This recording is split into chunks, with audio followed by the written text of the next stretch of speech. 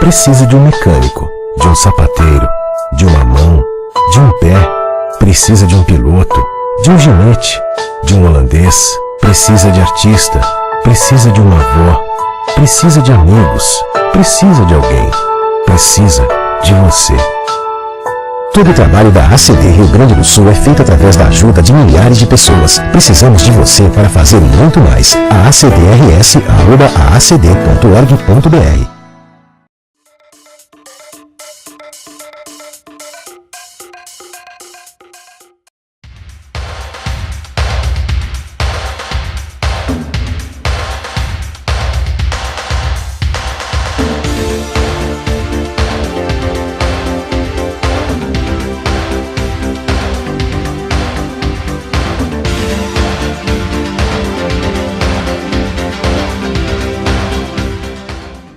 O que a gente mais faz hoje em dia é clicar.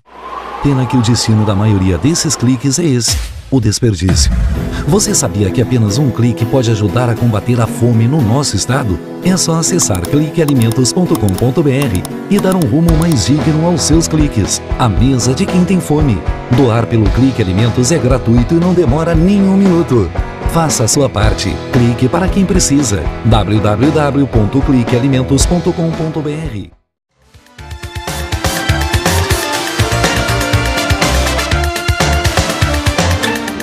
Quadro Entrevistas Especiais e com a grande satisfação novamente participa conosco a diretora aqui de Porto Alegre, da área metropolitana do Instituto Enneagrama, a Elaine Souza. E, é claro, trazer mais informações sobre as atividades, o trabalho e as palestras que eles estão realizando aí com públicos consideráveis e o pessoal, é claro, conhecendo melhor o que é esse mapa emocional, uma técnica milenar que realmente é muito eficaz e que hoje participa conosco aqui, Elaine, justamente para trazer mais algumas informações sobre o Enneagrama. Tudo bom? Tudo bem, César.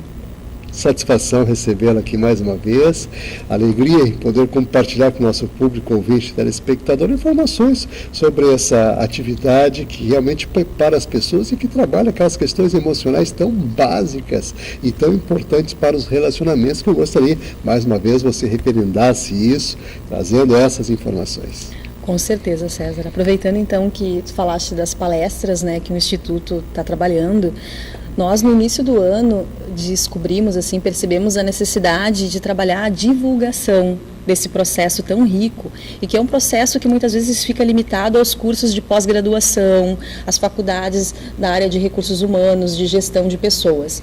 E é uma ferramenta que tem um grande diferencial. Por quê? Principalmente porque, como tu disseste, é um mapa. Essa é a palavra para mim que simplifica tudo. Um mapa que mostra onde eu estou, onde eu quero chegar, para conseguir lidar melhor com as emoções e não fazer com que essa emoção acabe prejudicando essa jornada. E sim, entender essa emoção para que a emoção me auxilie, seja uma mola propulsora para que eu atinja o que eu preciso atingir.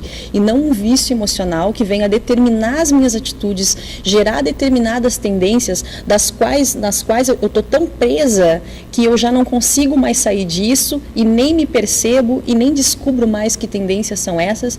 Só que essas tendências acabam sendo muitas vezes atalhos, conexões cerebrais que funcionam de forma tão rápida. Os neurocientistas dizem 40 vezes mais rápido do que qualquer outra possibilidade. Então, sem perceber, no piloto automático, eu já não tenho mais a condição de ter o livre-arbítrio e fazer as melhores escolhas para a minha vida e acabo ficando refém de algo que poderia ser o meu ponto forte. Eu acabo transformando num ponto fraco, por não ter essa consciência, né? Então, dentro disso, a gente está desenvolvendo essas palestras, esse ciclo de palestras gratuitas, e nessa palestra, a gente fala sobre vários temas, e esses temas direcionados a quê? A compreensão das pessoas para que elas consigam chegar até o tema da emoção. Que, tudo bem, emoção, o que é emoção? O que é competência emocional? Tem uma série de questões relevantes que a gente precisa entender para conseguir sim dar importância, a real importância para isso tudo. Porque do contrário, A gente fica envolvido com estratégia, a gente fica envolvido com processo nas empresas e a gente, o que eu quero entender de emoção? Eu tenho resultado para atingir, eu tenho problema para resolver, eu tenho meta para superar e tu vem me falar de emoção, né?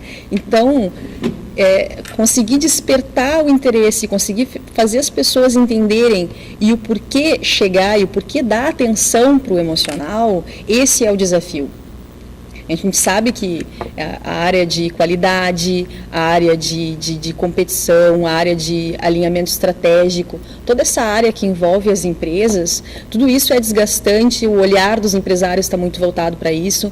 E hoje, graças a Deus, já tem, a evolução fez com que as empresas enxergassem a importância da gestão estratégica de pessoas. Então, as empresas que crescem, as empresas que se desenvolvem, são empresas que têm um olhar diferenciado para os seus recursos humanos. Ou seja, a área de recursos humanos não é mais aquela área, ou não deveria ser mais aquela área que simplesmente calcula folha de pagamento, calcula horas extras, determina os benefícios que os funcionários vão receber no final do mês, e muitas empresas ainda pensam assim, infelizmente, mas uma gestão estratégica de recursos humanos, com um olhar diferenciado para os seus recursos humanos, é isso que vai fazer com que a empresa dê saltos quânticos, não só saltos, mas saltos quânticos, para atingir os resultados.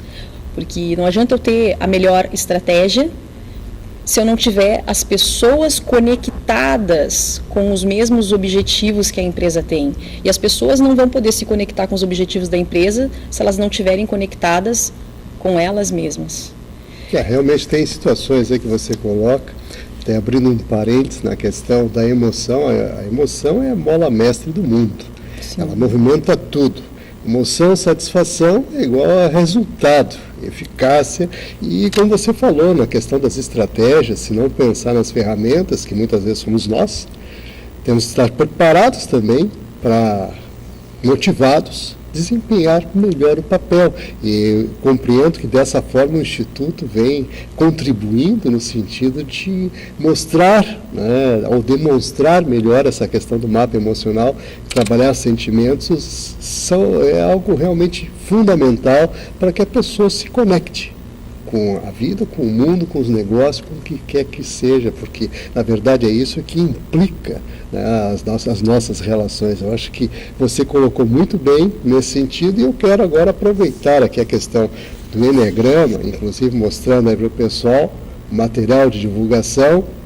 Aí, o Enneagrama pode mudar a sua vida. Prepare-se. Como? Essa é a pergunta. Como? Então, só para exemplificar, porque a gente acaba às vezes ficando conceitual, né? E eu acho que evidência, nada melhor do que evidência para mostrar a importância. A gente estava falando do olhar para as emoções e do quanto o olhar para as emoções se torna um pouco difícil quando a gente está muito envolvido com os processos, né? Nas empresas, na nossa vida, no nosso dia a dia. Por exemplo, o empresário está lá focado, fazendo um planejamento estratégico, passou um dia se reunindo com os diretores, definindo meta, definindo uma série de coisas. Quem faz acontecer todas essas definições? As pessoas, o nível operacional. Até que ponto a liderança hoje realmente está preparada para lidar com os diferentes perfis que compõem a equipe?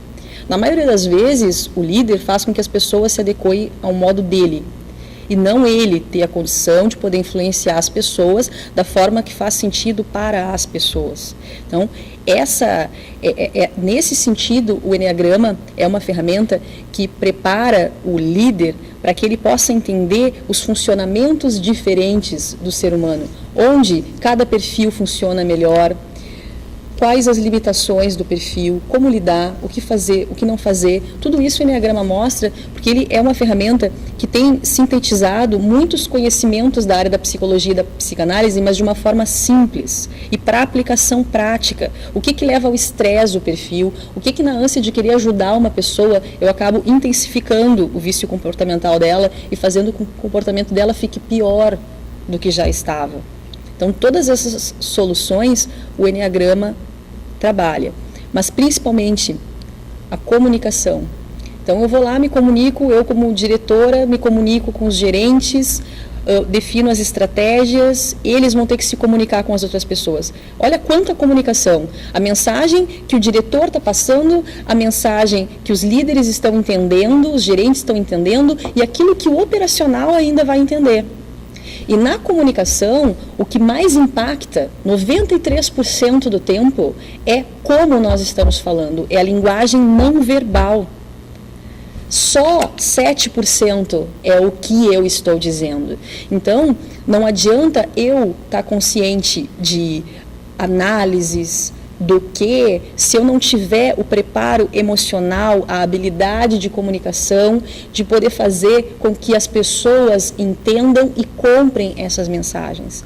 Há 3 semanas, mais ou menos, saiu na Zero Hora uma reportagem de um CEO, não me lembro de qual empresa, de uma grande empresa mundial, em que ele falava da defasagem curricular, preocupados com países, e principalmente com o Brasil, onde a questão não é a falta de preparação técnica, não é falta de MBA, falta de pós-graduação, falta de aprofundamentos em ferramentas técnicas, e sim falta de habilidade de comunicação, de liderança.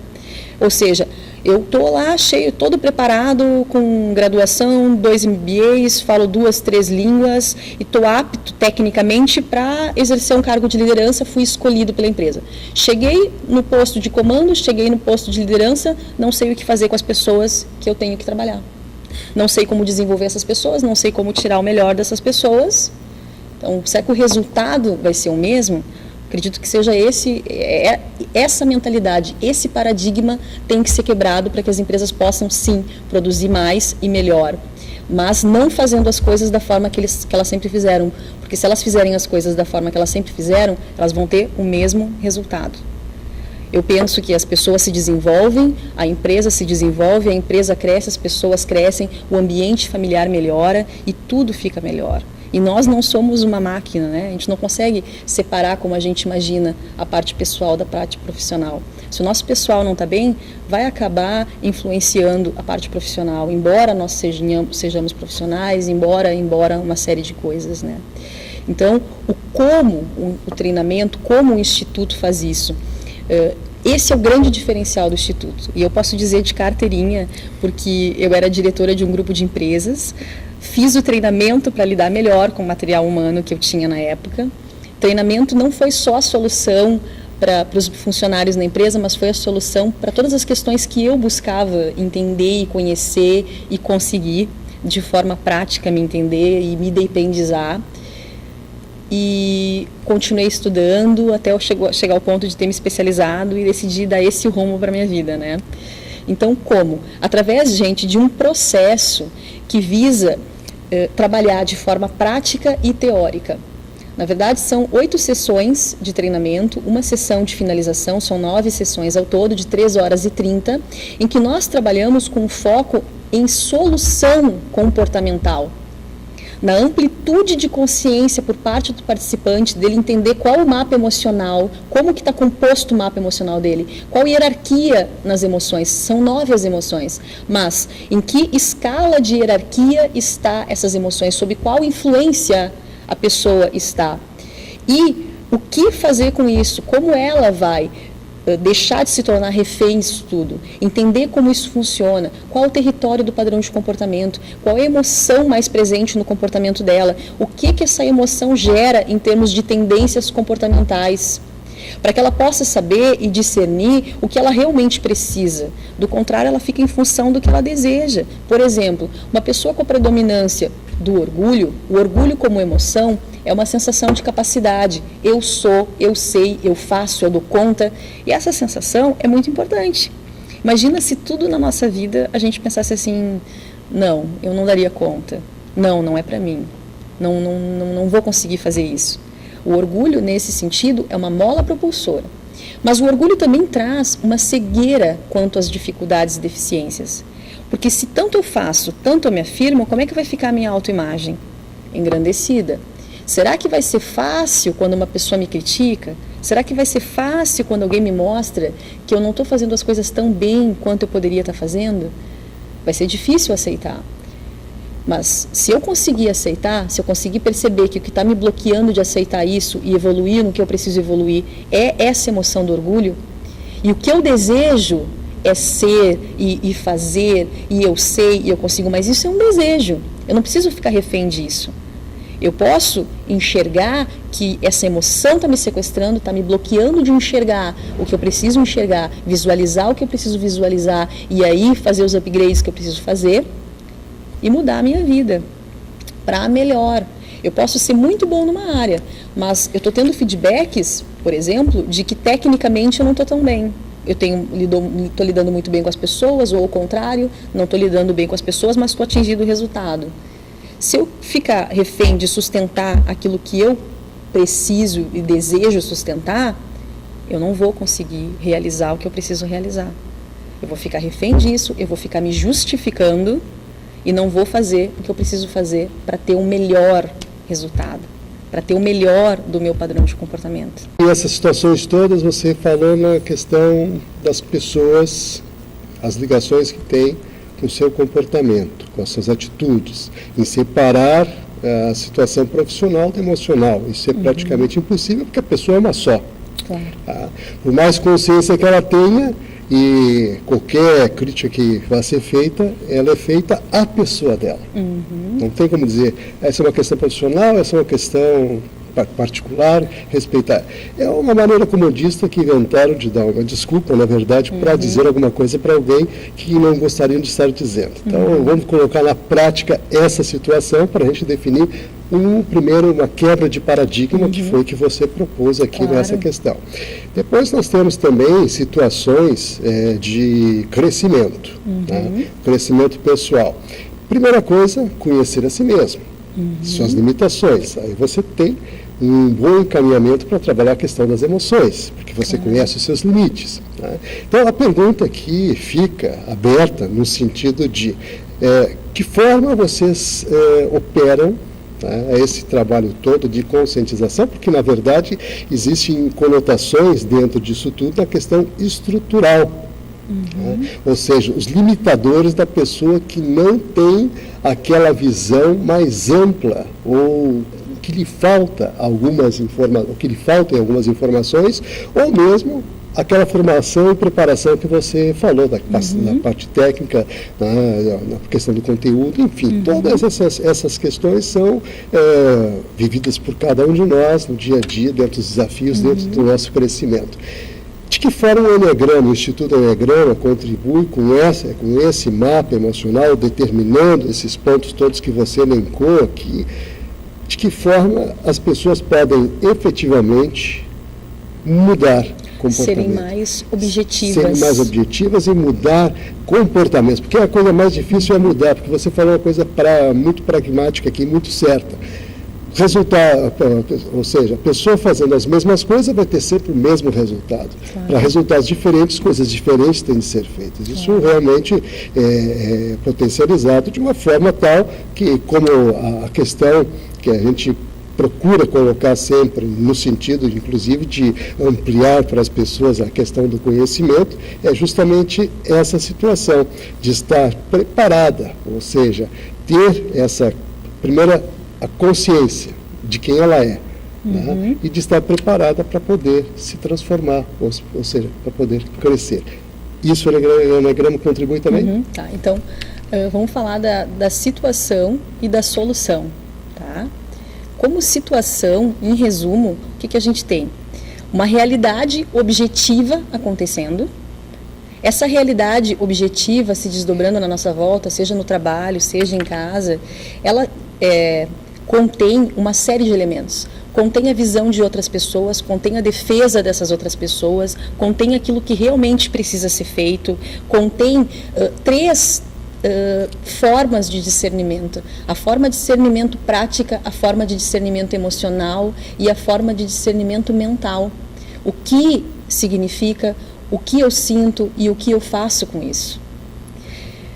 E as pessoas estão 95% do tempo inconscientes nas suas defesas, pegando essa realidade inteira e enxergando ela por um filtro. Esse filtro visa garantir o que move instintivamente cada padrão. Então, nós estamos limitados, nosso potencial é enorme e a gente simplesmente não enxerga isso. Como eu não enxergo isso tudo, eu fico me defendendo. Eu trago as coisas para o pessoal. De repente eu trabalho aqui contigo e tu só precisa dizer, olha, Elaine, não está funcionando aqui, está funcionando, o lugar adequado para isso é aqui, por isso, por isso, por isso. Ah, mas eu não gostei do jeito que o César falou comigo. Que ele poderia ter sido mais delicado, que ele está querendo dizer que eu não faço bem o meu trabalho, ou, puxa, eu não estou conseguindo ser competente como eu imaginei que eu deveria ter sido competente, ou, puxa, eu errei, como é que eu não vi que tinha que ser ali, como é que eu não faço as coisas direito, ou, puxa, só podia ser assim, né, está sempre faltando alguma coisa no meu trabalho. Então, cada pessoa dentro da sua defesa vai ficar presa no pessoal, embora ela não queira ficar presa no pessoal, e a razão, ao invés de servir para orientar, a razão simplesmente vai servir para ficar justificando o que ela está sentindo, dando uma série de razões. Aí eu penso que eu estou racional, na verdade a minha emoção está me sequestrando o tempo todo e eu acho que eu estou racionalizando o tempo todo. Do contrário, eu estou só me justificando. Então, o que é essa solução que o treinamento propõe? É uma solução prática e teórica. Como eu disse, são as 8 sessões de treinamento. Nessas 8 sessões, primeiro uma introdução, para entender essa linguagem, para entender o que são os balizadores do Instituto, o que a gente trabalha com os 4 elementos da motivação. O que são esses 4 elementos da motivação? É entender que centros de inteligência o ser humano tem, como funcionam esses centros de inteligência, para poder entender que em cada comportamento vai ter um desequilíbrio nesses centros de inteligência.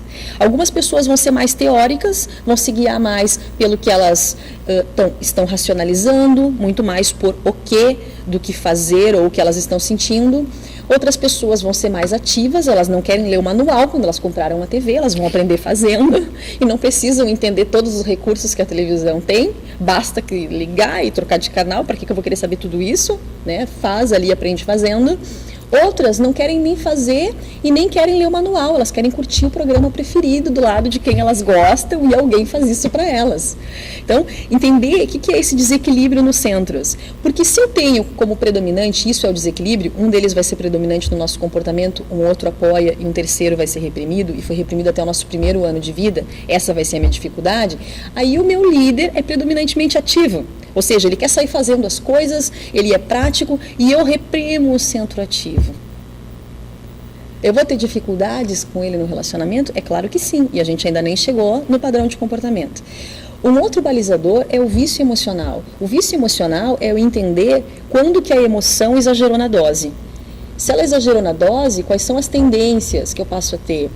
Então, como que é essa emoção em termos de significado e como é essa emoção em termos de vício emocional, o que ela representa? Porque às vezes o sentido do dicionário não é o mesmo que da emoção. Cada emoção vai ter um significado para o Eneagrama. Por exemplo, a inveja no dicionário é ódio ou pesar pela prosperidade de outra pessoa. Para o Eneagrama não tem nada a ver com isso. Para o Eneagrama, a inveja é o vício da comparação. Inveja, olhar para dentro. O quanto eu olho para dentro de mim, o quanto eu procuro perceber o que faz sentido para mim e o quanto eu me desvalorizo por aquilo que eu não tenho. Não é querer ter o que é do outro, pelo contrário, eu quero ser diferente do outro. Vício emocional, então falamos do desequilíbrio do centro, vício emocional, radar, para onde que instintivamente a atenção das pessoas está voltada, qual é o filtro de personalidade que cada perfil tem. E o radar, o filtro de personalidade, é aquilo para onde instintivamente a minha atenção está voltada para garantir a motivação básica do meu perfil, para garantir aquilo que move instintivamente o meu perfil. A solução não está no outro, a solução está dentro da gente. E aí, externamente, tudo muda para melhor. Então, para finalizar, saiam da zona de conforto, busquem algo diferenciado em termos de comportamento, vai valer a pena. Eu sei que é complicado abrir mão do comportamento, abrir mão daquilo que é mais caro para a gente, que são as nossas defesas. As pessoas, por incrível que pareça, às vezes abrem mão de questões financeiras, abrem mão de uma série de coisas, mas abrir mão das suas defesas, daquilo que eu penso que eu sou, isso é muito difícil. Então eu diria, venham descobrir o que vocês verdadeiramente são. Com certeza não são essas tendências comportamentais. Mas eu preciso partir disso para descobrir todo o potencial que eu tenho, que é ilimitado. Obrigada. Que maravilha, olha, convite feito. Vamos agradecer aqui mais uma vez Elaine Souza, por estar aqui conosco, representando o Instituto Enneagrama, diretora, aqui em Porto Alegre, região metropolitana, e trazendo todas as informações que eu quero aproveitar, inclusive, colocar aí para você o site, para mais informações, e enneagrama.com.br, e o telefone 3084-5543, DDD 51, aqui de Porto Alegre, Estado do Rio Grande do Sul.